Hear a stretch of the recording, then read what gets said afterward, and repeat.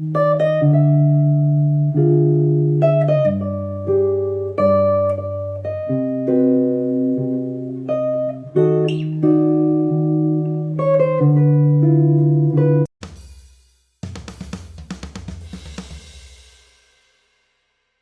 so today we are going to delve into our 3-note quadratonic voicings, and we're going to be basing this off of everything we've been talking about this entire week. So we're going to be dealing with our major triad tension flat 2 applied against the 2-5-1 flat 3 diminished progression that we were talking about. I think it was on Wednesday and yesterday.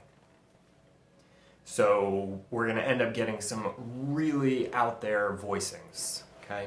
Just as out as we were talking about yesterday, maybe even a little bit more so, because at least yesterday we were hearing a full-blown triad in our harmony, and here we're going to mainly be getting very pianistic kind of cluster type sounds. One thing that's going to make this very easy is that we're only dealing with, technically speaking, like one chord. Right, we're just dealing with major triad tension flat 2. So even though we're playing a 4-chord chord progression, we're only using one chord to create voicings over that. So it's the same chord for each of the 4 different chords, but we need to know where to put it at any given moment. So sometimes we're going to be using an E major version, sometimes a G major version, sometimes B major, sometimes D major. And we're going to be moving through all the different inversions of it. So that's what's going to make this difficult. The easy thing is that it's all one set of shapes. The hard thing is that we need to know what fret to put those shapes on in order to get the voicing that we're looking for.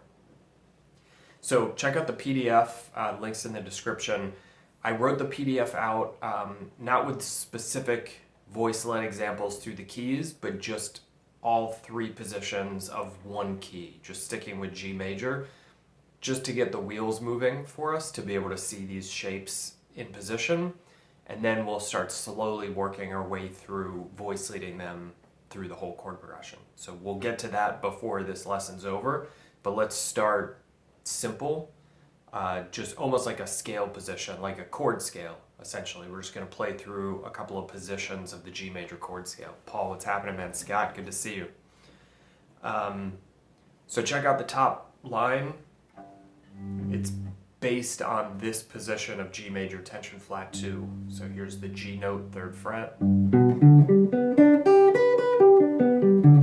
Right, there's G major. If we add the A flat note in, the flat 2.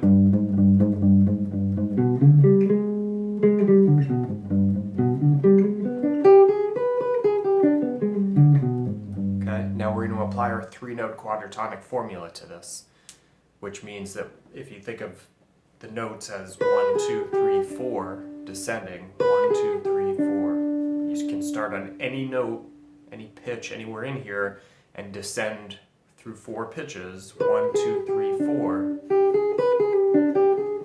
Okay, we're going to take the second to the top note, just like we would if it was a drop 2 chord, but instead of dropping it down an octave, we're just going to ignore it. So it leaves us with 3 notes. The beautiful thing here is that it's a little more guitar friendly because it's just 3 notes, and every time we move through a different inversion, a different pitch will be here, which means one pitch is going to disappear and a new pitch is going to reappear. Okay, so we're not always hearing the same 4 pitches in every voicing jumbled up through the inversion. We're going to hear this set of 3 pitches and then this set of 3 pitches. So one note's always disappearing and one note is always reappearing, which is just a more interesting effect on the ear. So if we start up here, if you just read off the chart, you'll see the very first voicing is just the G major triad. That's it. That's a pretty boring sound to start on. So I didn't write this on the PDF, but one trick that I use, this is getting a little bit more advanced, just incremental baby steps. We could just play this straight. Okay, this is the only inversion where we're going to get a pure triad, and there's nothing necessarily wrong with it, but if you want to hide the fact that it's a pure triad, we can turn this into a 4-note voicing by putting the A flat underneath it. Okay, the tension flat 2. So in this case, this is actually a full-blown drop 2 traditional drop 2 voicing, as opposed to just getting rid of it, we're actually dropping that A flat down an octave. You don't have to, but if you've been hanging with us for a while and you're already comfortable with this type of harmonic technique, you can do that. The next voicing, right? I'm just going to descend all the way down here. I'm just reading it right off the PDF. Okay.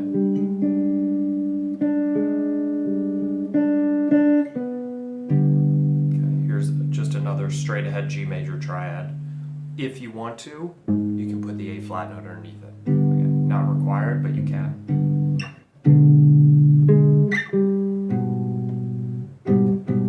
Okay, again.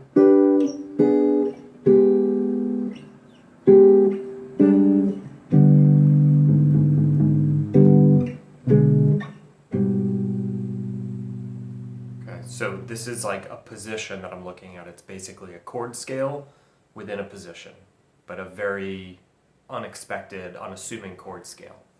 Okay, we're not playing through a series of different chords, we're playing through a set of inversions, but every inversion we play through has a slightly different set of pitches than any of the other inversions, because we're playing 3-note voicings based on a 4-pitch set of notes, if that makes sense. The next position, 10, 9, 12. There's the 5th of the triad. We're going to leave the 3rd out. There's the flat 2, and there's the root. Straight up pure G major triad. If that's too weird, if it sticks out in your ear, and you want to hide the fact that it's a pure triad, just add the 4th note underneath it, the A flat.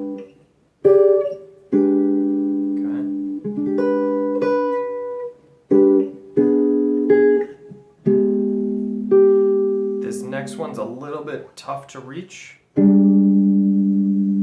Okay. Half step, 10, 6, G, A flat, and then the D on the 7th fret. That one can be a little bit of a stretch, especially down in the lower registers, but it can be possible. There's just that straight ahead G triad. In this case, we cannot add A flat underneath it because it's on the lowest string set, so we just have to play the straight ahead G. And then the last position, and once we play through this one, then we're going to start putting this through the 2-5-1 flat 3 diminished progression that we've been working on the last couple days. The last position starts up here on the 15th fret.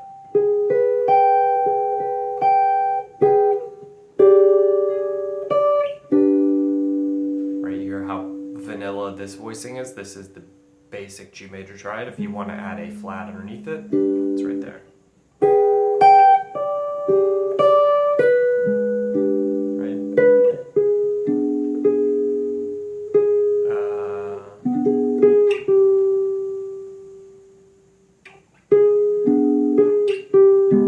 There it is.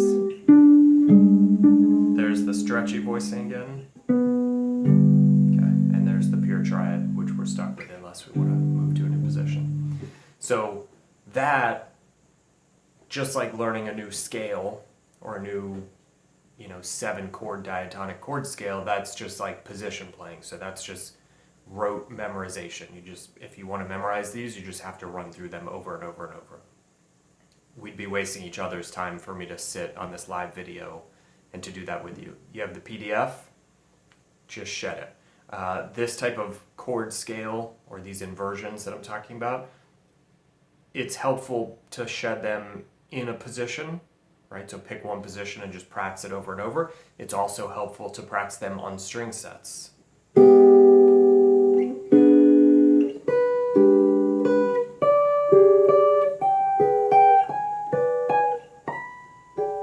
Right, so just ascending one set of strings and then descending.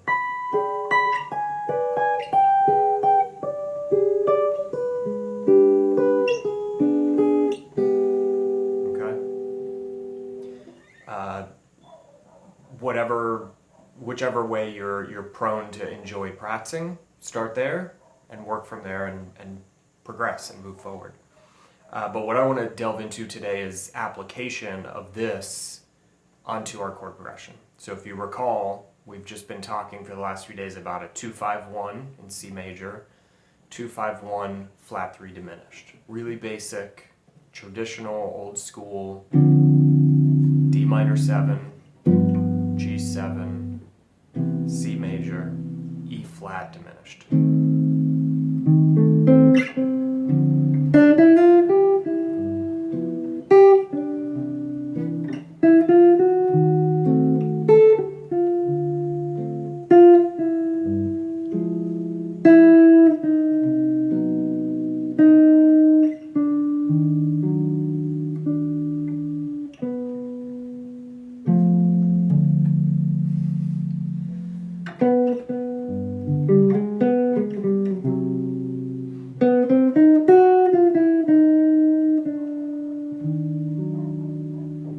So, we're not going to play over this in a traditional way. We're going to use mainly upper structure triads, so it's going to create a very modern, colorful sound to it, and then we're going to apply these voicings to it, which is going to make it even more modern sounding.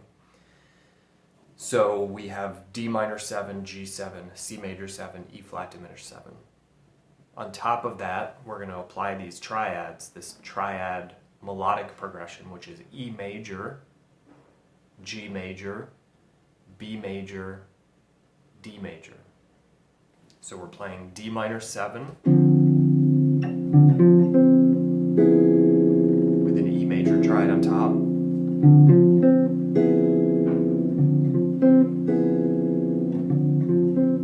That's giving us the 9, sharp 11, and 13.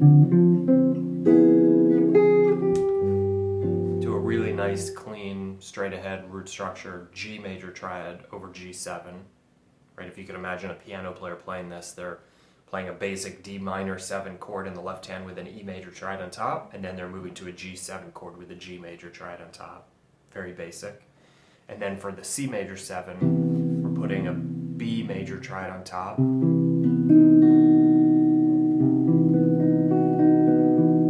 Okay, which highlights the sharp 11 and the sharp 9. And then for the E flat diminished, we're putting a D major triad on top.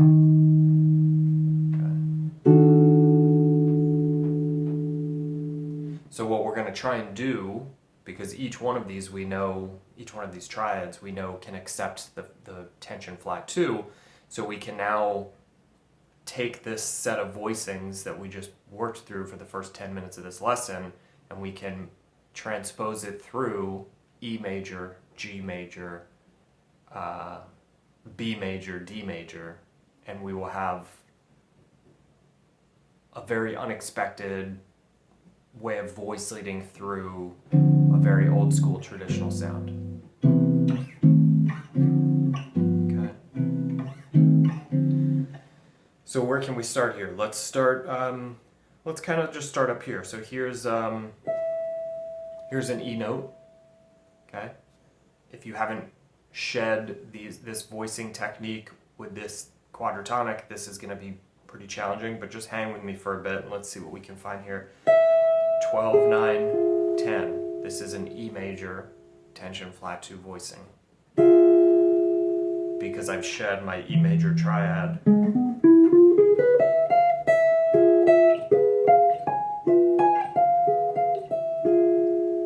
that shape, I can just spot there's the root note, so I know what my voicing options are. Okay? Let's just do one voicing per chord.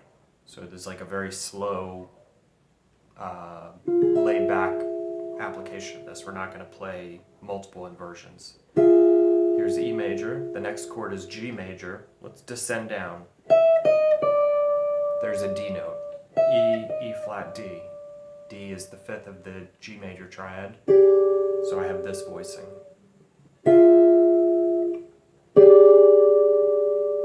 Right? 12, 9, 10. 10, 9, 12. So we get some contrary motion, Miles. I see you in there. Right? We also get my favorite, the oblique movement.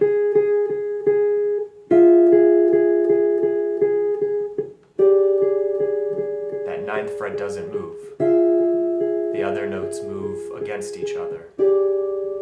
And if you can imagine, all of this is happening while the bass player is playing D down to G. Biiiº, biiiम्रो, C.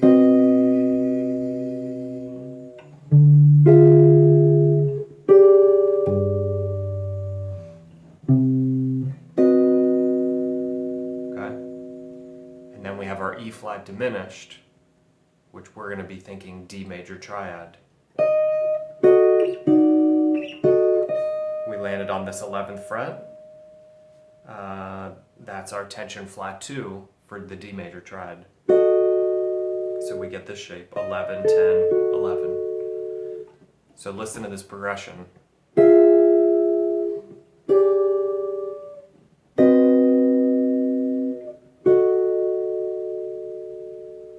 Okay, very unexpected. In fact, let's resolve that tension flat 2 in the top voice, the 11th fret down to the 10th fret. Which is the same voicing that we started on in E, but now we're a whole step down in D. So it's 10, 7, 8.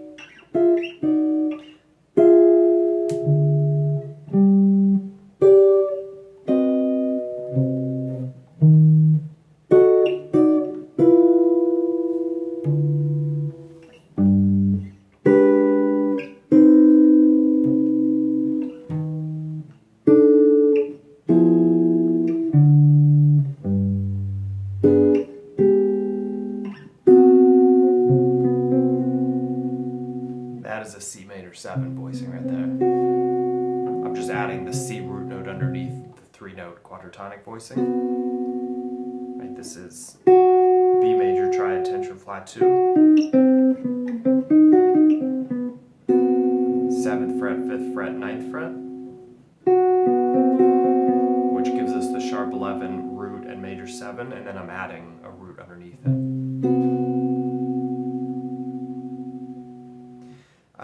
We can always add roots underneath any of these 3-note quadratonic voicings.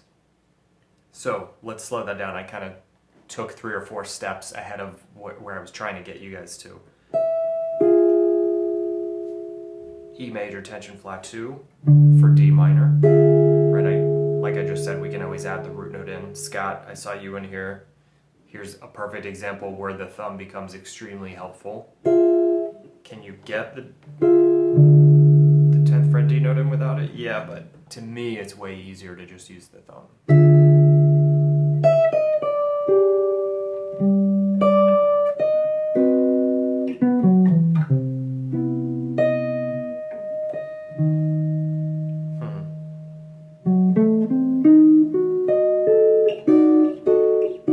I'm kind of outlining left hand of the piano, just some like basic chord tone stuff.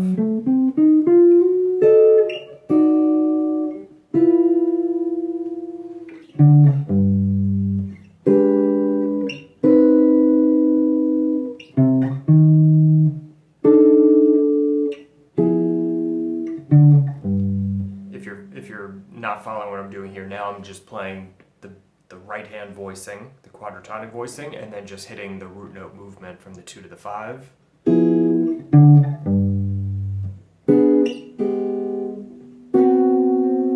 then from the 1 to the flat 3. So that way we're hearing the bass movement.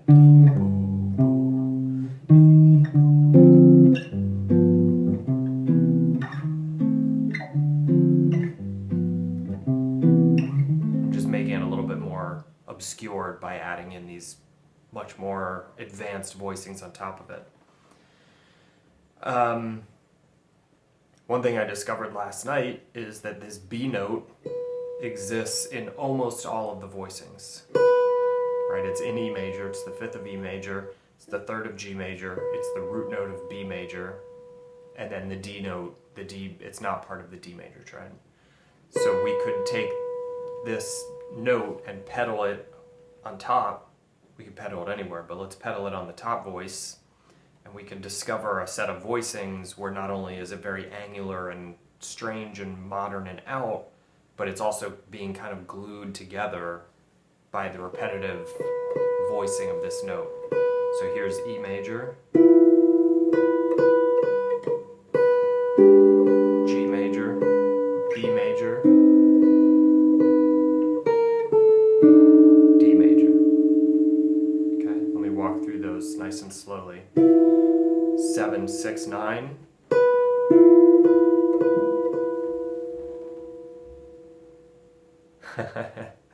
Thanks, Leon, if I'm pronouncing that right. I hope I am. E major, 7, 6, 9.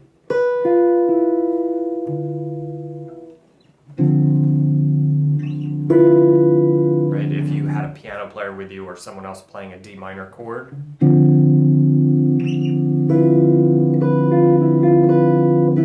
Okay, to G7,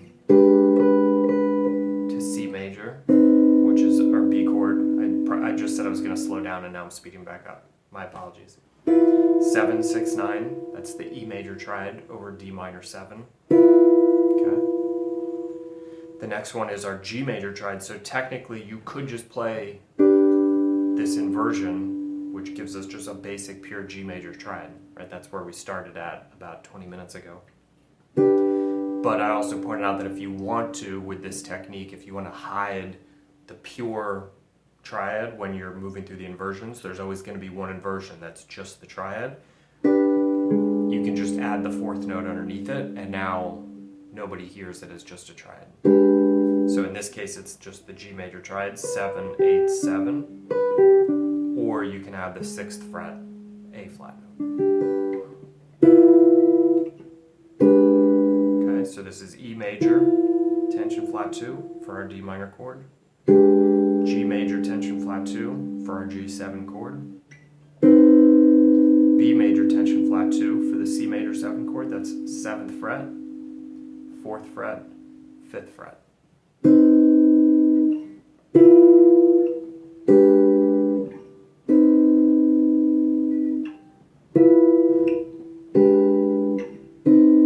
And then we need to hit the E flat diminished. That's going to be our D major triad. 5, 4, 7.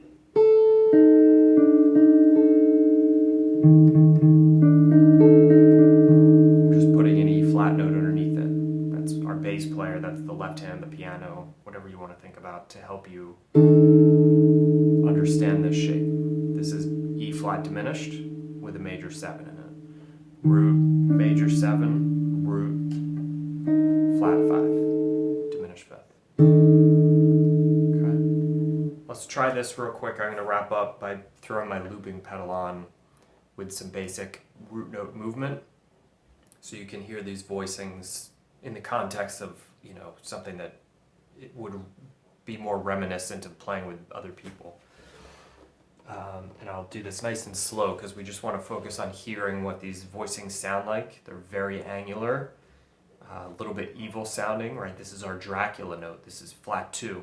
So it's got a very evil, lurking kind of a vibe to it. It's like Dracula hiding in the shadows, like hunting. He's hungry.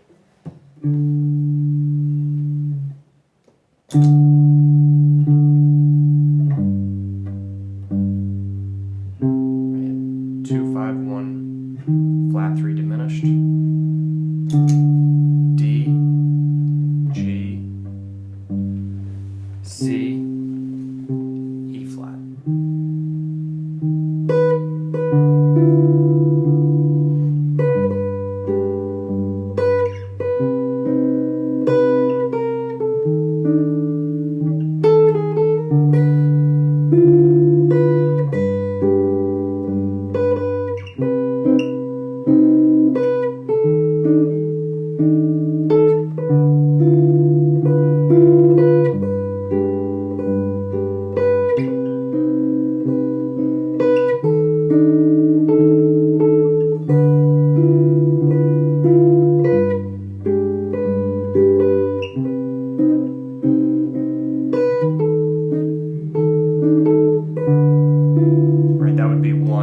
Set of inversions being voice led. We could put this elsewhere.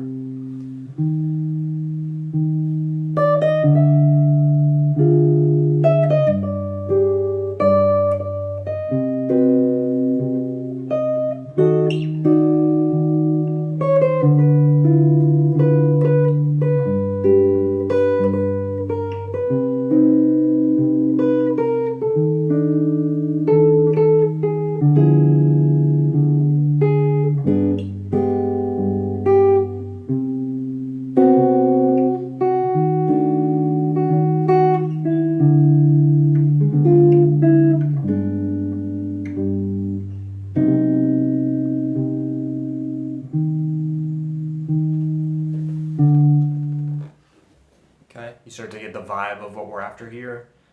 Very unexpected sounds. Not easy to access, but if you've shed your triads, remember this is Friday, this is our advanced melodic triad concepts day, so if 99 or even 100% of this went over your head, totally fine. Just treat today's lesson, if nothing else, if you can't actually play any of this yet, just treat today's lesson as a foreshadowing of what's possible when you legitimately own and master the fundamentals. Everything I'm doing is either a straight up triad, like this G major triad is literally just a G triad. I'm adding a note under if I want to, but I don't have to. Everything else is 75% a triad and just this one other note. Okay, so even when I'm playing this, which doesn't sound at all like a triad, because it's not, in my mind I can still see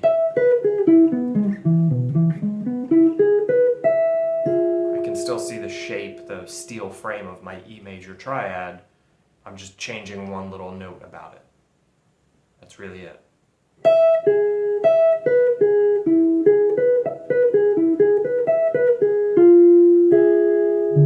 And then I'm putting it over a different chord. Hopefully you can see all these tiny little incremental baby steps that I'm taking to ornament and alter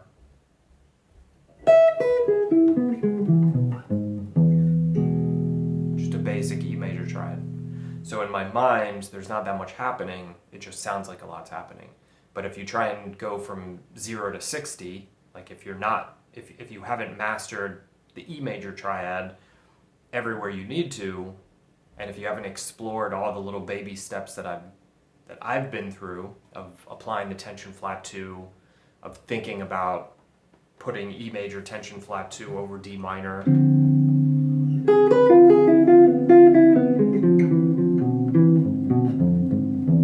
right? Just getting your ear used to that sound and your eyes used to the visualization of it.